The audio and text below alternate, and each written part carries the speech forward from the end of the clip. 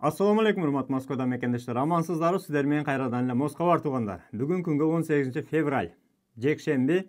Андыктан дем алыш күнүңүздөр ийгиликтүү, жакшы, көңүлдүү өтсүн туугандар. Туугандар, кече биз Яндекс такси боюнча баягы өзү жүрө турган, өзү кете турган робот таксилерди көрсөттүк эле.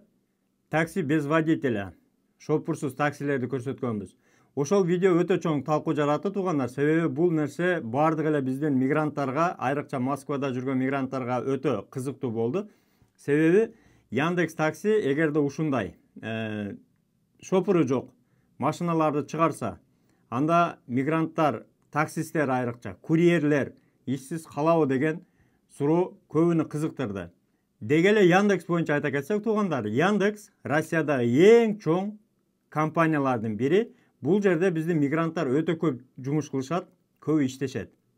Себеби Яндекс таксиде өзүңүздөр билесиздер, азыр бардык таксилерди жок кылып бир эле Яндекс такси калган, индрайверден сырткары.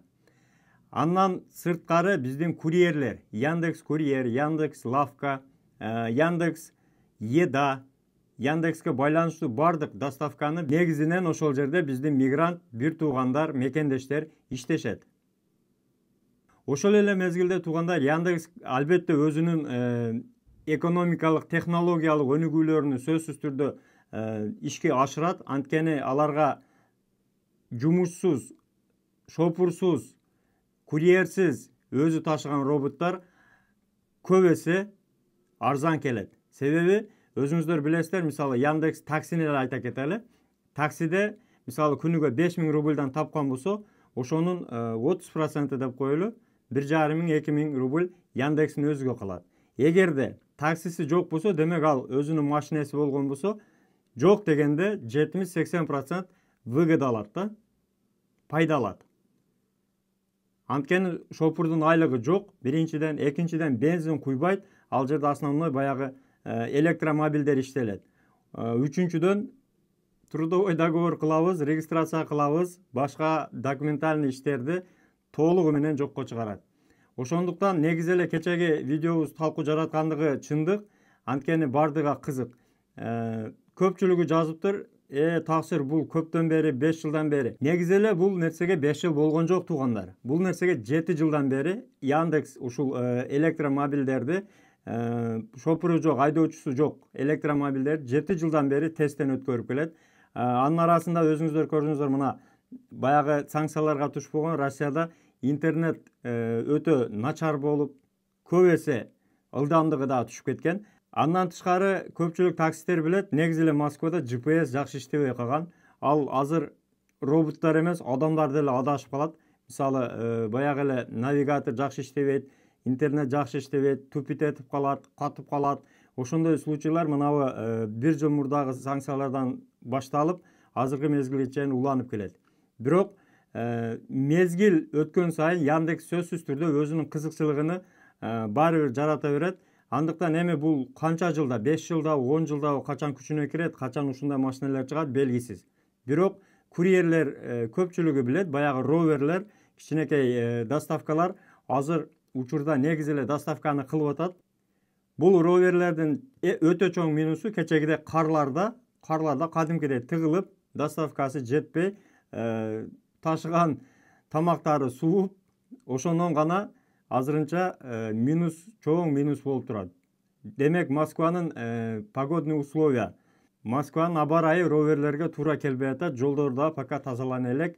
Айрыкча кар катуу жааганда ошол жерлерде көптөгөн минустарга учурап, доставкалар жетпей калып атат. Бирок ал нерсени дагы булар сөзсүз чечет. 5 жылда чече, 10 жылда чече.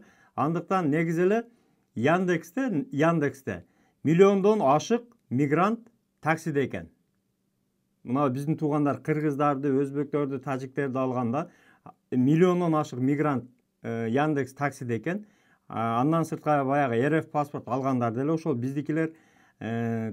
Плюс курьерлерде дагы примерно данныйлар менен миллионго жакын курьер ошол доставкада иштешет экен. Ошол Яндекс еда, лавка, Яндекс доставка, автомобиль менен ташыган автодоставкалар бардык ошол биздин мигранттар миллиондон ашык жумуш кылышат экен. Андыктан деги эле туугандар, бул нерсеге пока кыжалат болуштун кереги жок. Биз болгон эле жаңылыктарды чыгарып койдук. Ишсиз калат десе, эртең же бүрсү күн ишсиз калат эмес. Бул мезгил өтүп, балким 10 жыл, 15 жылдан кийин ишке аша турган нерселер. Ушул видеого лайк басып, катталып, группалар менен бөлүшүп коюңуздар деп ойлонуп турам да. Андыктан эле бөтөн жерде баарыңыздардын жумушуңуздарга ийгилик, тапканыңыздарга береке туугандар. Айрыкча документтерди азыр ошол таксисттерди дагы көп текшерип атат. Документтердин сурокторун да дайыма карап жүрүңүздөр. Эгерде таза регистрация керек болгон болсо 8936 111 7911 номерине кайрыласыздар. Эгерде миграционный жаңылаймын, чек арага барамын десеңиздер, Мухиддинге кайрылыңыздар. Кыйналып атамын, турмуш тиричилигим кыйын болуп атат, тапканга акча жок болуп атат, жумуссузмун деген кандайдыр бир проблемалар болсо айтсаңыздар, бекер алып барып, бекер алып келгенге мүмкүнчүлүк бар туугандар.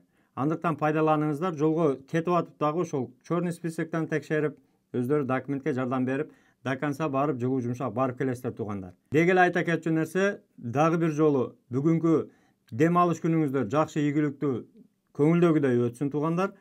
Үй бүлөңүздөргө тынчылык, өзүңүздөргө ар бирибизге ден соолук, ишибизге ийгилик, тапканыбызга береке болсун. Бөтөн жерде бөөдө кырсыктан, куру дооматтан, беажал өлүмдөн Аллахым сактасын. Дайыма аман болуңуздар туугандар.